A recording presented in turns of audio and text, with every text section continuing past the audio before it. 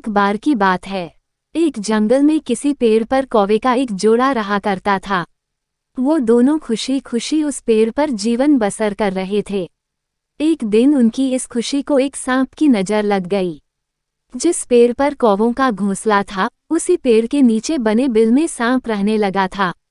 जब भी कौवों का जोड़ा दाना चुगने के लिए जाता, सांप उनके अंडों को खा जाता था और जब वो वापस आते तो उन्हें घोंसला खाली मिलता था, लेकिन उन्हें पता नहीं चल पा रहा था कि अंडे कौन ले जाता है। इस प्रकार से कई दिन निकल गए। एक दिन कौवे का जोड़ा दाना चुगकर जल्दी आ गया तो उन्होंने देखा कि उनके अंडों को बिल में रहने वाला एक सांप खा रहा है। इसके बाद उन्होंने पेड़ पर किसी ऊंचे स्थान पर छुपकर अपना घोंसला बना लिया। सांप ने देखा कि कौवों का जोड़ा पहले वाले स्थान को छाड़ कर चला गया है, लेकिन शाम होते ही दोनों वापस पेड़ पर आ जाते हैं। इस प्रकार कई दिन निकल गए।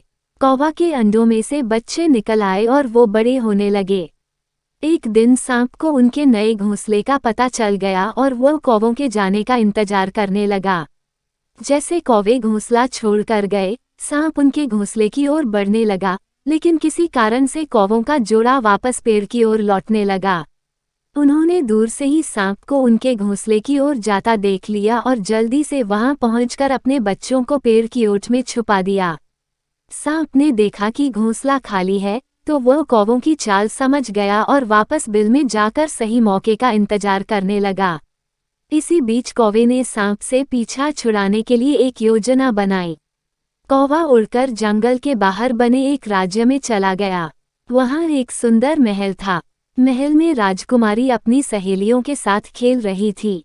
कौवा उसके गले में से मोतियों का हार लेकर उड़ गया। सभी ने शोर मचाया तो पहरेदार हार लेने के लिए कौवे का पीछा करने लगे।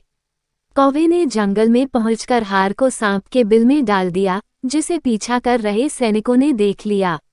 जैसे ही सैनिकों ने हार निकालने के लिए बिल में हाथ डाला तो सांप फुकारता हुआ बाहर निकल आया। सांप को देखकर सैनिकों ने तलवार से उस पर हमला कर दिया, जिससे सांप घायल हो गया और अपनी जान बचाकर वहां से भाग गया। सांप के जाने के बाद कौवा अपने परिवार के साथ खुशी खुशी रहने लगा।